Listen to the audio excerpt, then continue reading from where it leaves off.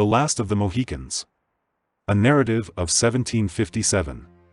By James Fenimore Cooper. Chapter 6. Those strains that once did sweet in Zion glide. He wails a portion with judicious care. And let us worship God, he says, with solemn air. Burns. Hayward and his female companions witnessed this mysterious movement with secret uneasiness, for, though the conduct of the white man had hitherto been above reproach, his rude equipments, blunt address, and strong antipathies, together with the character of his silent associates, were all causes for exciting distrust in minds that had been so recently alarmed by Indian treachery. The stranger alone disregarded the passing incidents.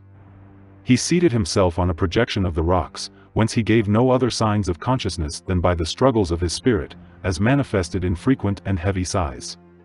Smothered voices were next heard, as though men called to each other in the bowels of the earth, when a sudden light flashed upon those without, and laid bare the much-prized secret of the place. At the further extremity of a narrow, deep cavern in the rock, whose length appeared much extended by the perspective and the nature of the light by which it was seen, was seated the scout, holding a blazing knot of pine.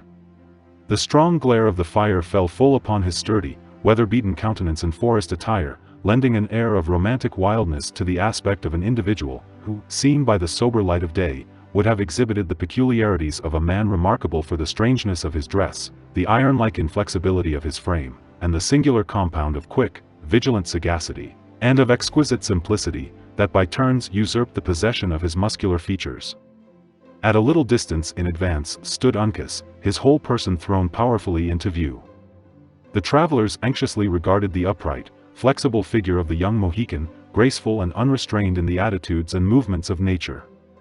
Though his person was more than usually screened by a green and fringed hunting shirt, like that of the white man, there was no concealment to his dark, glancing, fearless eye, alike terrible and calm, the bold outline of his high, haughty features, pure in their native red, or to the dignified elevation of his receding forehead, together with all the finest proportions of a noble head, bared to the generous scalping tuft. It was the first opportunity possessed by Duncan and his companions to view the marked lineaments of either of their Indian attendants, and each individual of the party felt relieved from a burden of doubt, as the proud and determined, though wild expression of the features of the young warrior forced itself on their notice.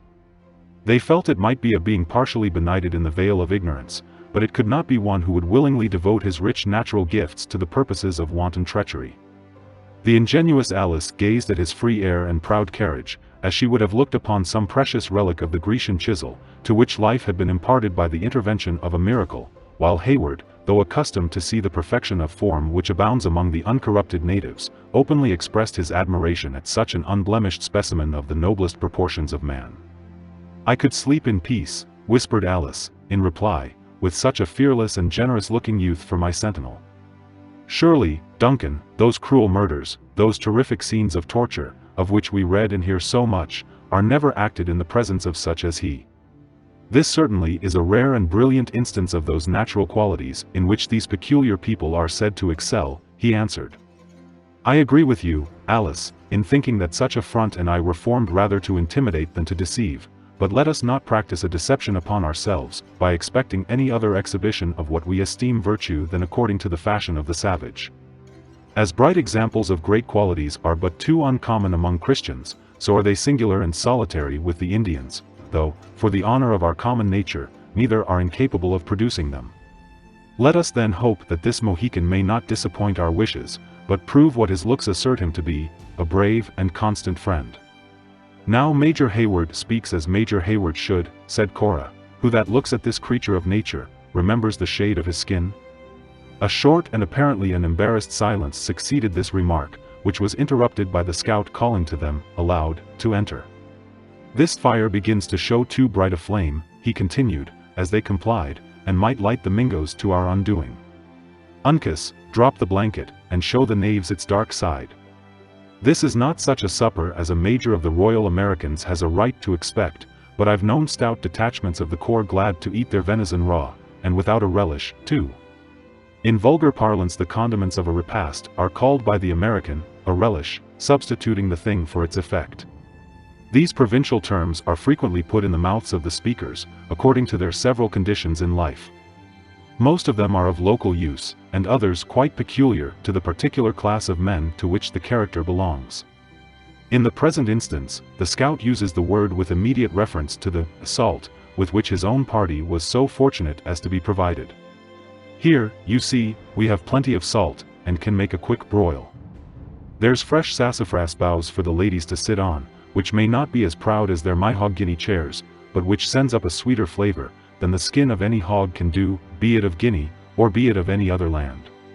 Come, friend, don't be mournful for the colt, 'twas an innocent thing, and had not seen much hardship. Its death will save the creature many a sore back and weary foot. Uncas did as the other had directed, and when the voice of Hawkeye ceased, the roar of the cataract sounded like the rumbling of distant thunder. "Are we quite safe in this cavern?" demanded Hayward. "Is there no danger of surprise?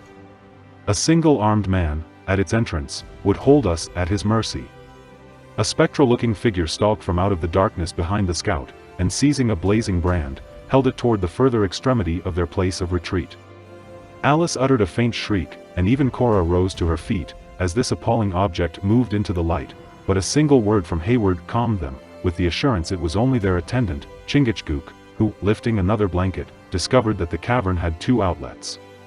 Then, holding the brand, he crossed a deep, narrow chasm in the rocks which ran at right angles with the passage they were in, but which, unlike that, was open to the heavens, and entered another cave, answering to the description of the first, in every essential particular. "Such old foxes as Chingachgook and myself are not often caught in a barrow with one hole," said Hawkeye, laughing. "You can easily see the cunning of the place. The rock is black limestone, which everybody knows is soft. It makes no uncomfortable pillow where brush and pine wood is scarce. Well, the fall was once a few yards below us, and I dare to say was, in its time, as regular and as handsome a sheet of water as any along the Hudson.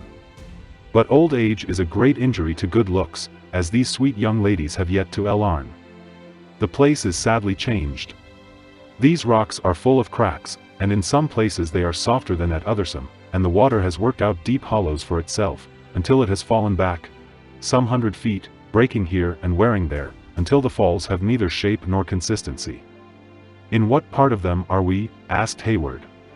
"Why, we are nigh the spot that Providence first placed them at, but where, it seems, they were too rebellious to stay.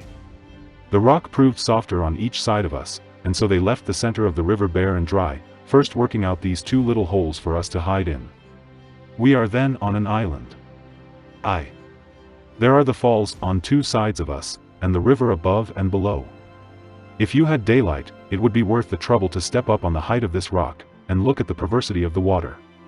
It falls by no rule at all, sometimes it leaps, sometimes it tumbles, there it skips, here it shoots, in one place 'tis white as snow, and in another 'tis green as grass, hereabouts, it pitches into deep hollows, that rumble and crush the earth, and thereaways, it ripples and sings like a brook, fashioning whirlpools and gullies in the old stone, as if 'twas no harder than trodden clay.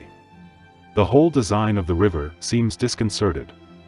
First it runs smoothly, as if meaning to go down the descent as things were ordered, then it angles about and faces the shores, nor are there places wanting where it looks backward, as if unwilling to leave the wilderness, to mingle with the salt. Aye, lady, the fine cobweb-looking cloth you wear at your throat is coarse, and like a fishnet, to little spots I can show you, where the river fabricates all sorts of images, as if having broke loose from order, it would try its hand at everything. And yet what does it amount to? After the water has been suffered so to have its will, for a time, like a headstrong man, it is gathered together by the hand that made it, and a few rods below you may see it all, flowing on steadily toward the sea, as was foreordained from the first foundation of the earth. While his auditors received a cheering assurance of the security of their place of concealment from this untutored description of Glens, Glens Falls are on the Hudson, some 40 or 50 miles above the head of tide, or that place where the river becomes navigable for sloops. The description of this picturesque and remarkable little cataract, as given by the scout, is sufficiently correct, though the application of the water to uses of civilized life has materially injured its beauties. The rocky island and the two caverns are known to every traveler, since the former sustains the pier of a bridge, which is now thrown across the river, immediately above the fall. In explanation of the taste of Hawkeye, it should be remembered that men always prize that most which is least enjoyed. Thus, in a new country, the woods and other objects, which in an old country would be maintained at great cost, are got rid of, simply with a view of improving, as it is called. They were much inclined to judge differently from Hawkeye of its wild beauties. But they were not in a situation to suffer their thoughts to dwell on the charms of natural objects, and, as the scout had not found it necessary to cease his culinary labors while he spoke, unless to point out, with a broken fork, the direction of some particularly obnoxious point in the rebellious stream, they now suffered their attention to be drawn to the necessary though more vulgar consideration of their supper. The repast, which was greatly aided by the addition of a few delicacies that Hayward had the precaution to bring with him when they left their horses, was exceedingly refreshing to the weary party. Uncas acted as attendant to the females, performing all the little offices within his power, with a mixture of dignity and anxious grace, that served to amuse Hayward, who well knew that it was an utter innovation on the Indian customs, which forbid their warriors to descend to any menial employment, especially in favor of their women. As the rites of hospitality were, however, considered sacred among them, this little departure from the dignity of manhood excited no audible comment. Had there been one there sufficiently disengaged to become a close observer, he might have fancied that the services of the young chief were not entirely impartial. That while he tendered to Alice the gourd of sweet water, and the venison in a trencher, neatly carved from the knot of the pepperidge, with sufficient courtesy, in performing the same offices to her sister, his dark eye lingered on her rich, speaking countenance. Once or twice he was compelled to speak, to command the attention of those he served. In such cases he made use of English, broken and imperfect, but sufficiently intelligible, and which he rendered so mild and musical, by his deep, guttural voice, that it never failed to cause both ladies to look up in admiration and astonishment. In the course of these civilities, a few sentences were exchanged, that served to establish the appearance of an amicable intercourse between the parties. In the meanwhile, the gravity of Chingachgook remained immovable. He had seated himself more within the circle of light, where the frequent, uneasy glances of his guests were better enabled to separate the natural expression of his face from the artificial terrors of the war paint. They found a strong resemblance between father and son, with the difference that might be expected from age and hardships. The fierceness of his countenance now seemed to slumber, and in its place was to be seen the quiet, vacant composure which distinguishes an Indian warrior, when his faculties are not required for any of the greater purposes of his existence. It was, however, easy to be seen, by the occasional gleams that shot across his swarthy visage, that it was only necessary to arouse his passions, in order to give full effect to the terrific device which he had adopted to intimidate his enemies. On the other hand, the quick, roving eye of the scout seldom rested. He ate and drank with an appetite that no sense of danger could disturb, but his vigilance seemed never to desert him. 20 times the gourd or the venison was suspended before his lips, while his head was turned aside, as though he listened to some distant and distrusted sounds, a movement that never failed to recall his guests from regarding the novelties of their situation, to a recollection of the alarming reasons that had driven them to seek it. As these frequent pauses were never followed by any remark, the momentary uneasiness they created quickly passed away, and for a time was forgotten. "Come, friend," said Hawkeye, drawing out a keg from beneath a cover of leaves, toward the close of the repast, and addressing the stranger who sat at his elbow, doing great justice to his culinary skill, "Try a little spruce, 'twill wash away all thoughts of the colt and quicken the life in your bosom.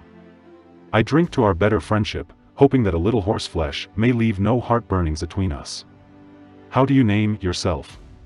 "Gamut, David Gamut," returned the singing master, preparing to wash down his sorrows in a powerful draught of the woodsman's high-flavored and well-laced compound.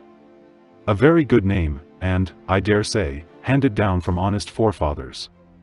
I'm an admirator of names, though the Christian fashions fall far below savage customs in this particular.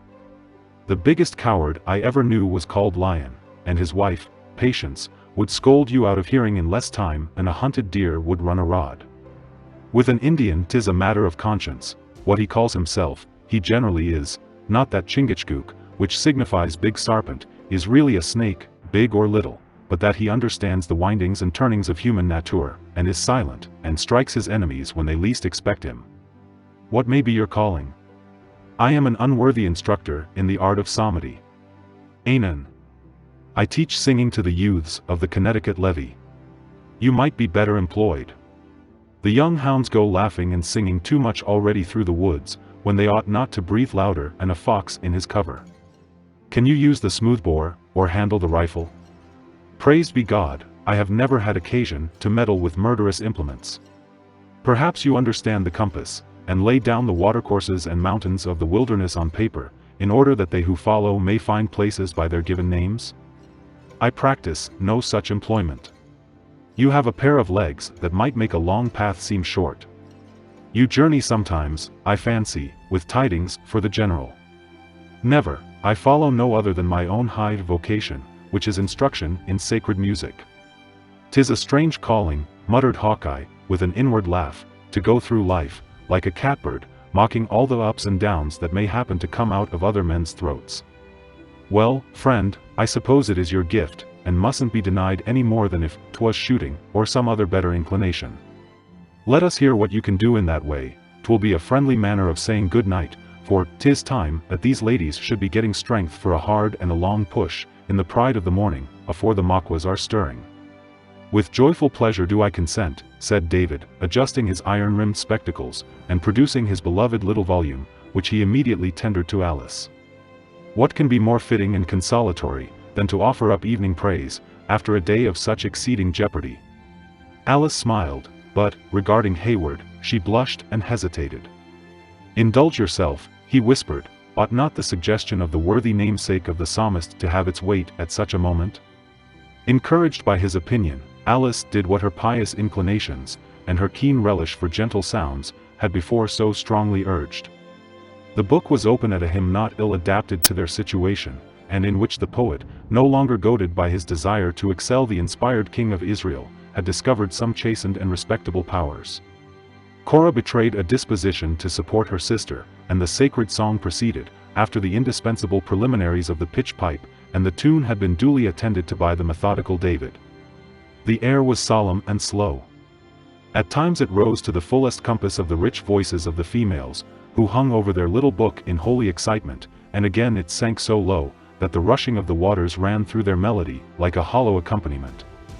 The natural taste and true ear of David governed and modified the sounds to suit the confined cavern, every crevice and cranny of which was filled with the thrilling notes of their flexible voices. The Indians riveted their eyes on the rocks, and listened with an attention that seemed to turn them into stone. But the scout, who had placed his chin in his hand, with an expression of cold indifference, gradually suffered his rigid features to relax, until, as verse succeeded verse, he felt his iron nature subdued, while his recollection was carried back to boyhood, when his ears had been accustomed to listen to similar sounds of praise, in the settlements of the colony. His roving eyes began to moisten, and before the hymn was ended scalding tears rolled out of fountains that had long seemed dry, and followed each other down those cheeks, that had oftener felt the storms of heaven than any testimonials of weakness. The singers were dwelling on one of those low, dying chords, which the ear devours with such greedy rapture, as if conscious that it is about to lose them, when a cry, that seemed neither human nor earthly, rose in the outward air, penetrating not only the recesses of the cavern, but to the inmost hearts of all who heard it. It was followed by a stillness apparently as deep as if the waters had been checked in their furious progress, at such a horrid and unusual interruption. "What is it?" murmured Alice, after a few moments of terrible suspense. "What is it?" repeated Hughard aloud. Neither Hawkeye nor the Indians made any reply. They listened, as if expecting the sound would be repeated, with a manner that expressed their own astonishment. At length they spoke together, earnestly, in the Delaware language, when Uncas, passing by the inner and most concealed aperture, cautiously left the cavern. When he had gone, the scout first spoke in English. "What it is, or what it is not, none here can tell, though two of us have ranged the woods for more than 30 years. I did believe there was no cry that Indian or beast could make, that my ears had not heard, but this has proved that I was only a vain and conceited mortal. Was it not, then, the shout the warriors make when they wish to intimidate their enemies?" asked Cora, who stood drawing her veil about her person, with a calmness to which her agitated sister was a stranger. "No, no, this was bad, and shocking, and had a sort of unhuman sound, but when you once hear the war whoop, you will never mistake it for anything else. Well, Uncas, speaking in Delaware to the young chief as he re-entered, what see you? Do our lights shine through the blankets?" The answer was short and apparently decided, being given in the same tongue. "There is nothing to be seen without," continued Hawkeye, shaking his head in discontent, and our hiding place is still in darkness. Pass into the other cave, you that need it, and seek for sleep. We must be afoot long before the sun, and make the most of our time to get to Edward, while the Mingos are taking their morning nap." Cora set the example of compliance, with a steadiness that taught the more timid Alice the necessity of obedience. Before leaving the place, however, she whispered a request to Duncan, that he would follow.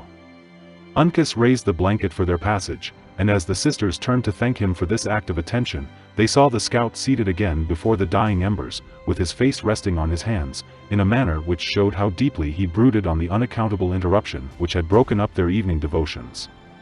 Hayward took with him a blazing knot, which threw a dim light through the narrow vista of their new apartment.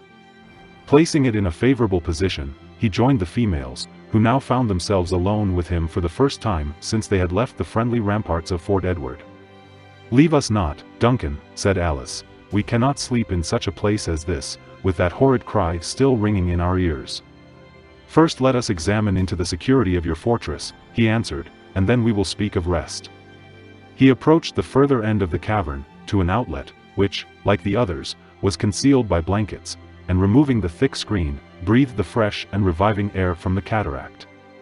One arm of the river flowed through a deep, narrow ravine, which its current had worn in the soft rock, directly beneath his feet, forming an effectual defense, as he believed, against any danger from that quarter. The water, a few rods above them, plunging, glancing, and sweeping along in its most violent and broken manner.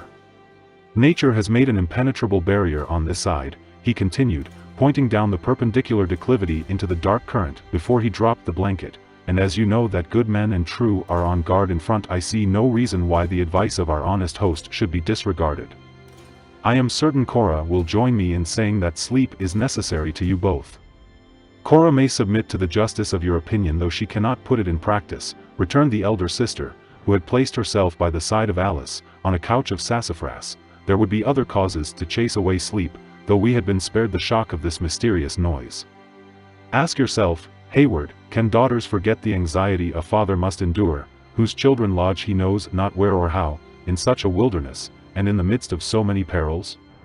He is a soldier, and knows how to estimate the chances of the woods. He is a father, and cannot deny his nature. How kind has he ever been to all my follies, how tender and indulgent to all my wishes," sobbed Alice. "We have been selfish, sister, in urging our visit at such hazard. I may have been rash in pressing his consent in a moment of much embarrassment, but I would have proved to him, that however others might neglect him in his strait his children at least were faithful." "When he heard of your arrival at Edward," said Hayward, kindly, "there was a powerful struggle in his bosom between fear and love, though the latter, heightened, if possible, by so long a separation, quickly prevailed. It is the spirit of my noble-minded Cora that leads them, Duncan," he said, "and I will not balk it. Would to God, that he who holds the honor of our royal master in his guardianship, would show but half her firmness." "And did he not speak of me, Hayward?" demanded Alice, with jealous affection. "Surely, he forgot not altogether his little Elsie?" "That were impossible," returned the young man. "He called you by 1,000 endearing epithets, that I may not presume to use, but to the justice of which, I can warmly testify. Once, indeed, he said." Duncan ceased speaking, for while his eyes were riveted on those of Alice, who had turned toward him with the eagerness of filial affection, to catch his words, the same strong, horrid cry, as before, filled the air, and rendered him mute. A long, breathless silence succeeded, during which each looked at the others in fearful expectation of hearing the sound repeated. At length, the blanket was slowly raised, and the scout stood in the aperture with a countenance whose firmness evidently began to give way before a mystery that seemed to threaten some danger, against which all his cunning and experience might prove of no avail. Chapter 7. They do not sleep. On yonder cliffs, a grisly band. I see them sit. Gray. 'Twould be neglecting a warning that is given for our good to lie hid any longer, said Hawkeye, when such sounds are raised in the forest. These gentle ones may keep close, but the Mohicans and I will watch upon the rock, where I suppose a major of the 60th would wish to keep us company. Is, then, our danger so pressing? Asked Cora. He who makes strange sounds, and gives them out for man's information, alone knows our danger. I should think myself wicked, unto rebellion against his will, was I to burrow with such warnings in the air? Even the weak soul who passes his days in singing is stirred by the cry, and, as he says, is ready to go forth to the battle. If 'twere only a battle, it would be a thing understood by us all, and easily managed. But I have heard that when such shrieks are atween heaven and earth, it betokens another sort of warfare. If all our reasons for fear, my friend, are confined to such as proceed from supernatural causes, we have but little occasion to be alarmed, continued the undisturbed Cora. Are you certain that our enemies have not invented some new and ingenious method to strike us with terror, that their conquest may become more easy? Lady, returned the scout, solemnly, I have listened to all the sounds of the woods for 30 years, as a man will listen whose life and death depend on the quickness of his ears. There is no whine of the panther, no whistle of the catbird, nor any invention of the devilish Mingos, that can cheat me. I have heard the forest moan like mortal men in their affliction. Often, and again, have I listened to the wind playing its music in the branches of the girdle trees, and I have heard the lightning cracking in the air like the snapping of blazing brush as it spitted forth sparks and forked flames, but never have I thought that I heard more than the pleasure of him who sported with the things of his hand. But neither the Mohicans, nor I, who am a white man without a cross, can explain the cry just heard. We, therefore, believe it a sign given for our good. It is extraordinary, said Hayward, taking his pistols from the place where he had laid them on entering. Be it a sign of peace or a signal of war, it must be looked to. Lead the way, my friend, I follow. On issuing from their place of confinement, the whole party instantly experienced a grateful renovation of spirits, by exchanging the pent air of the hiding place for the cool and invigorating atmosphere which played around the whirlpools and pitches of the cataract. A heavy evening breeze swept along the surface of the river, and seemed to drive the roar of the falls into the recesses of their own cavern, whence it issued heavily and constant, like thunder rumbling beyond the distant hills. The moon had risen, and its light was already glancing here and there on the waters above them, but the extremity of the rock where they stood still lay in shadow. With the exception of the sounds produced by the rushing waters, and an occasional breathing of the air, as it murmured past them in fitful currents, the scene was as still as night and solitude could make it. In vain were the eyes of each individual bent along the opposite shores, in quest of some signs of life, that might explain the nature of the interruption they had heard. Their anxious and eager looks were baffled by the deceptive light, or rested only on naked rocks, and straight and immovable trees. Here is nothing to be seen but the gloom and quiet of a lovely evening, whispered Duncan. How much should we prize such a scene, and all this breathing solitude, at any other moment, Cora? Fancy yourselves in security, and what now, perhaps, increases your terror, may be made conducive to enjoyment. Listen, interrupted Alice. The caution was unnecessary. Once more the same sound arose, as if from the bed of the river, and having broken out of the narrow bounds of the cliffs, was heard undulating through the forest, in distant and dying cadences. Can any here give a name to such a cry? Demanded Hawkeye, when the last echo was lost in the woods. If so, let him speak. For myself, I judge it not to belong to earth. Here, then, is one who can undeceive you, said Duncan. I know the sound full well, for often have I heard it on the field of battle, and in situations which are frequent in a soldier's life. 'Tis the horrid shriek that a horse will give in his agony, oftener drawn from him in pain, though sometimes in terror. My charger is either a prey to the beasts of the forest, or he sees his danger, without the power to avoid it. The sound might deceive me in the cavern, but in the open air I know it too well to be wrong. The scout and his companions listened to this simple explanation with the interest of men who imbibe new ideas, at the same time that they get rid of old ones, which had proved disagreeable inmates.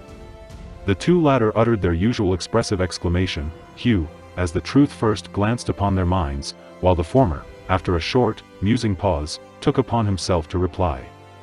"I cannot deny your words," he said, "for I am little skilled in horses, though born where they abound.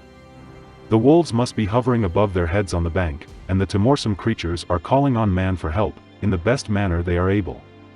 Uncas," he spoke in Delaware, "Uncas, drop down in the canoe, and whirl a brand among the pack, or fear may do what the wolves can't get at to perform, and leave us without horses in the morning, when we shall have so much need to journey swiftly." The young native had already descended to the water to comply, when a long howl was raised on the edge of the river, and was borne swiftly off into the depths of the forest, as though the beasts, of their own accord, were abandoning their prey in sudden terror. Uncas, with instinctive quickness, receded, and the three foresters held another of their low, earnest conferences. "We have been like hunters who have lost the points of the heavens, and from whom the sun has been hid for days," said Hawkeye, turning away from his companions. "Now we begin again to know the signs of our course, and the paths are cleared from briars. Seat yourselves in the shade which the moon throws from yonder beech, 'tis thicker than that of the pines, and let us wait for that which the Lord may choose to send next. Let all your conversation be in whispers, though it would be better, and, perhaps, in the end, wiser, if each one held discourse with his own thoughts, for a time." The manner of the scout was seriously impressive, though no longer distinguished by any signs of unmanly apprehension. It was evident that his momentary weakness had vanished with the explanation of a mystery which his own experience had not served to fathom, and though he now felt all the realities of their actual condition, that he was prepared to meet them with the energy of his hardy nature.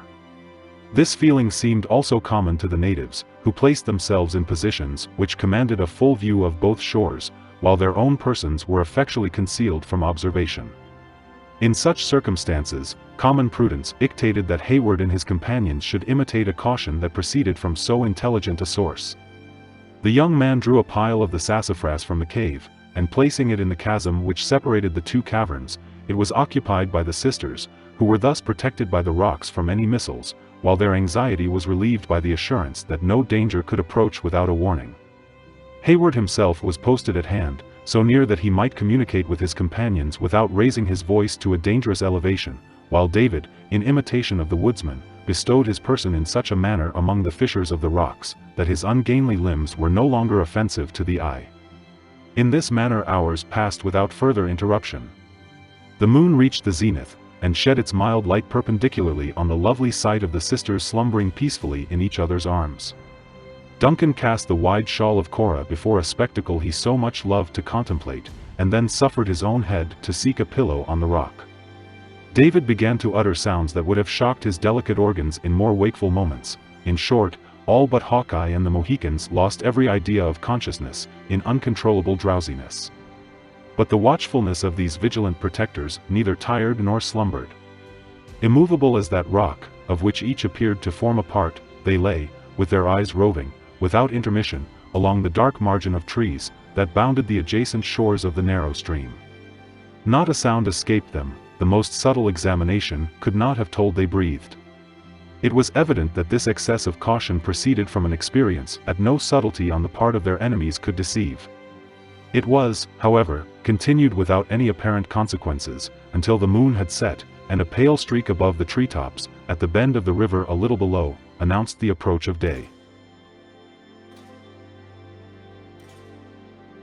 Then, for the first time, Hawkeye was seen to stir. He crawled along the rock and shook Duncan from his heavy slumbers. "Now is the time to journey," he whispered. "Awake the gentle ones, and be ready to get into the canoe when I bring it to the landing place." "Have you had a quiet night?" said Hayward. "For myself, I believe sleep has got the better of my vigilance. All is yet still as midnight. Be silent, but be quick." By this time Duncan was thoroughly awake, and he immediately lifted the shawl from the sleeping females.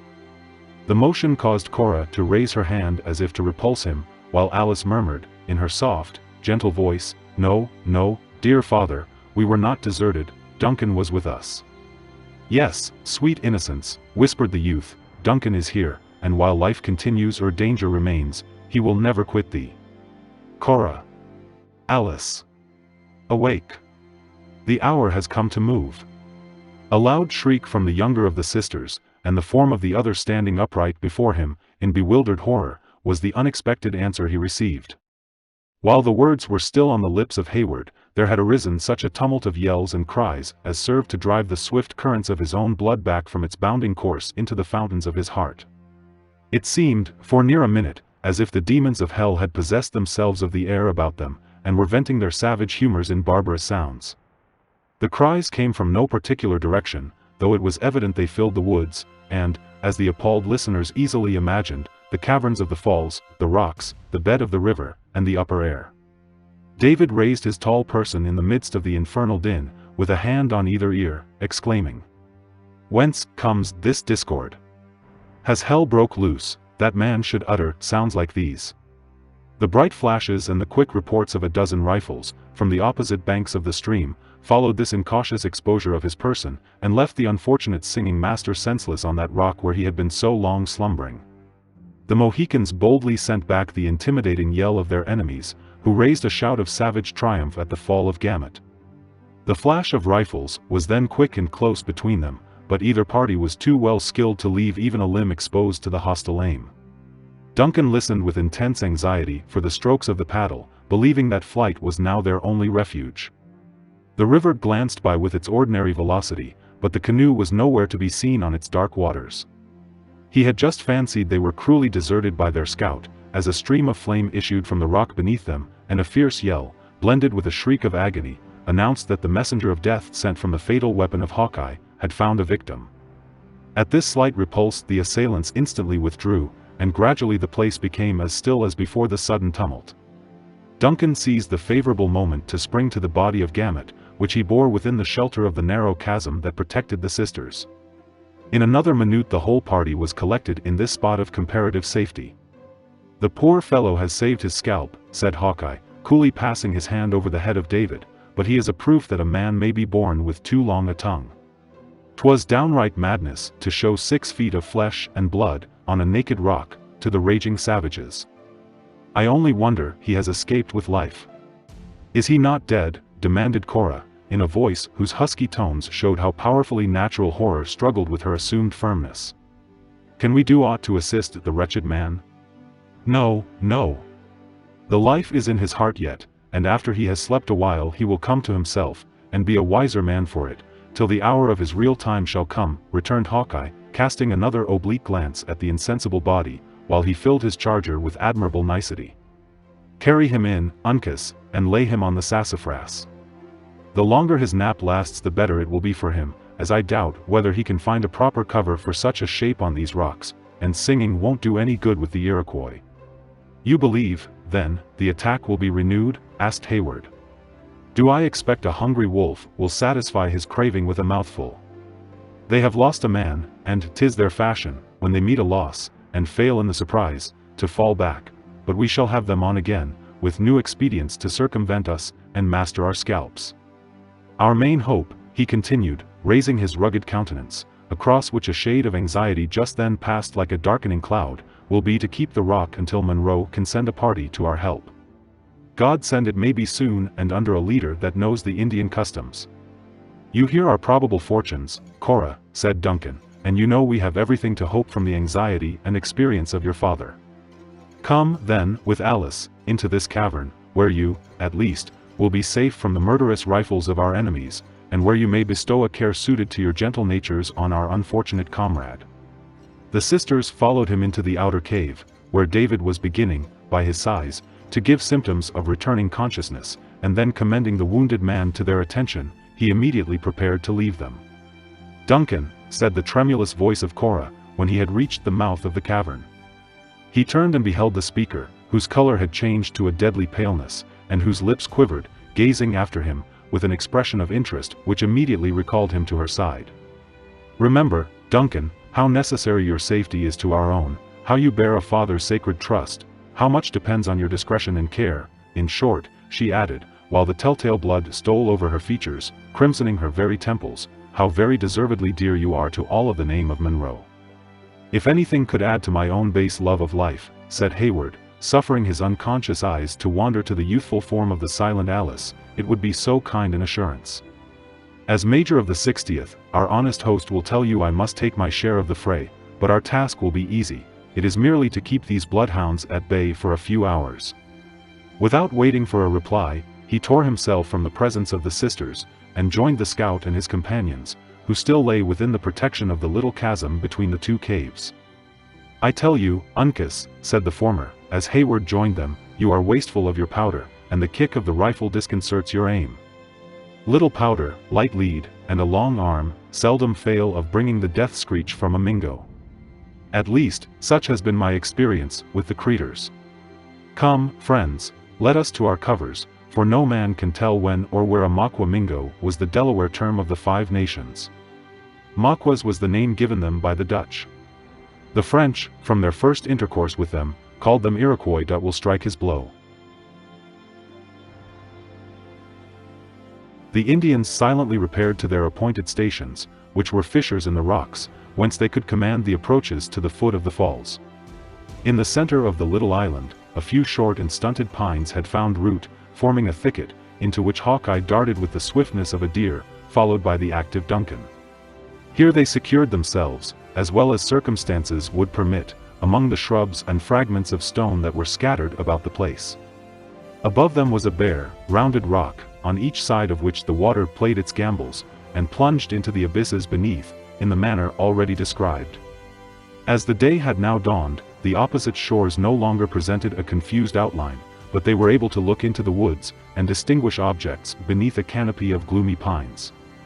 A long and anxious watch succeeded, but without any further evidences of a renewed attack, and Duncan began to hope that their fire had proved more fatal than was supposed, and that their enemies had been effectually repulsed. When he ventured to utter this impression to his companions, it was met by Hawkeye with an incredulous shake of the head. "You know not the nature of a Makwa, if you think he is so easily beaten back without a scalp," he answered. "If there was one of the imps yelling this morning, there were 40. And they know our number and quality too well to give up the chase so soon. Hist! Look into the water above, just where it breaks over the rocks. I am no mortal, if the risky devils haven't swam down upon the very pitch, and, as bad luck would have it, they have hit the head of the island. Hist! Man, keep close, or the hair will be off your crown in the turning of a knife." Hayward lifted his head from the cover, and beheld what he justly considered a prodigy of rashness and skill. The river had worn away the edge of the soft rock in such a manner as to render its first pitch less abrupt and perpendicular than is usual at waterfalls. With no other guide than the ripple of the stream ere it met the head of the island, a party of their insatiable foes had ventured into the current, and swam down upon this point, knowing the ready access it would give, if successful, to their intended victims. As Hawkeye ceased speaking, for human heads could be seen peering above a few logs of driftwood that had lodged on these naked rocks, and which had probably suggested the idea of the practicability of the hazardous undertaking. At the next moment, a fifth form was seen floating over the green edge of the fall, a little from the line of the island. The savage struggled powerfully to gain the point of safety, and, favored by the glancing water, he was already stretching forth an arm to meet the grasp of his companions, when he shot away again with the swirling current, appeared to rise into the air, with uplifted arms and starting eyeballs, and fell, with a sudden plunge, into that deep and yawning abyss over which he hovered. A single, wild, despairing shriek rose from the cavern, and all was hushed again as the grave. The first generous impulse of Duncan was to rush to the rescue of the hapless wretch, but he felt himself bound to the spot by the iron grasp of the immovable scout. "Would ye bring certain death upon us, by telling the Mingoes where we lie?" demanded Hawkeye, sternly. "'Tis a charge of powder saved, and ammunition is as precious now as breath to a worried deer. Freshen the priming of your pistols, the midst of the falls is apt to dampen the brimstone, and stand firm for a close struggle, while I fire on their rush." He placed a finger in his mouth, and drew a long, shrill whistle, which was answered from the rocks that were guarded by the Mohicans. Duncan caught glimpses of heads above the scattered driftwood, as this signal rose on the air, but they disappeared again as suddenly as they had glanced upon his sight. A low, rustling sound next drew his attention behind him, and turning his head, he beheld Uncas within a few feet, creeping to his side. Hawkeye spoke to him in Delaware, when the young chief took his position with singular caution and undisturbed coolness. To Hayward this was a moment of feverish and impatient suspense, though the scout saw fit to select it as a fit occasion to read a lecture to his more youthful associates on the art of using firearms with discretion. "Of all weapons," he commenced, "the long-barreled, true-grooved, soft-metalled rifle is the most dangerous in skillful hands, though it wants a strong arm, a quick eye, and great judgment in charging, to put forth all its beauties. The gunsmiths can have but little insight into their trade, and they make their fowling pieces and short horsemans." He was interrupted by the low but expressive hue of Uncas. "I see them, boy, I see them," continued Hawkeye. "They are gathering for the rush, or they would keep their dingy backs below the logs. Well, let them," he added, examining his flint. "The leading man certainly comes on to his death, though it should be Montcalm himself." At that moment the woods were filled with another burst of cries, and at the signal 4 savages sprang from the cover of the driftwood. Hayward felt a burning desire to rush forward to meet them, so intense was the delirious anxiety of the moment, but he was restrained by the deliberate examples of the scout and Uncas. When their foes, who had leaped over the black rocks that divided them, with long bounds, uttering the wildest yells, were within a few rods, the rifle of Hawkeye slowly rose among the shrubs, and poured out its fatal contents.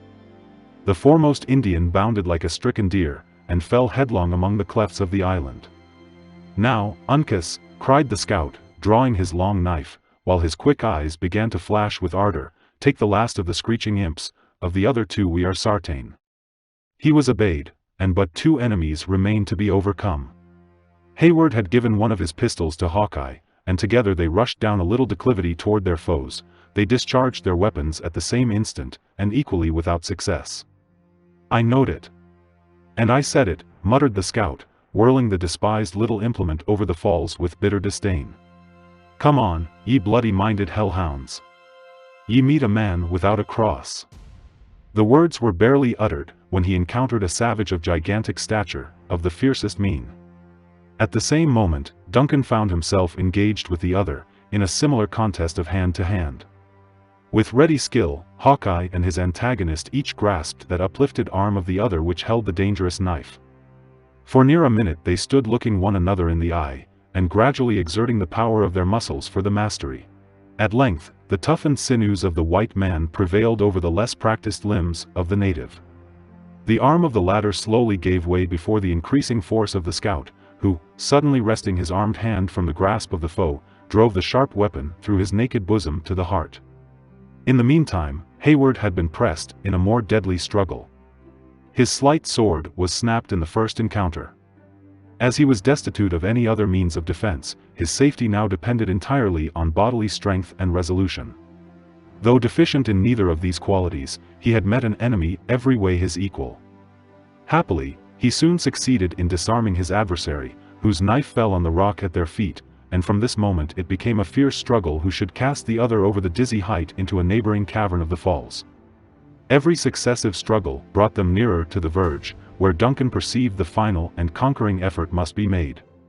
Each of the combatants threw all his energies into that effort, and the result was, that both tottered on the brink of the precipice.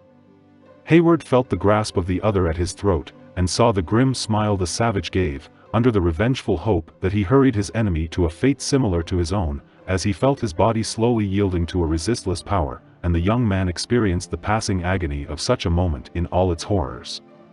At that instant of extreme danger, a dark hand and glancing knife appeared before him.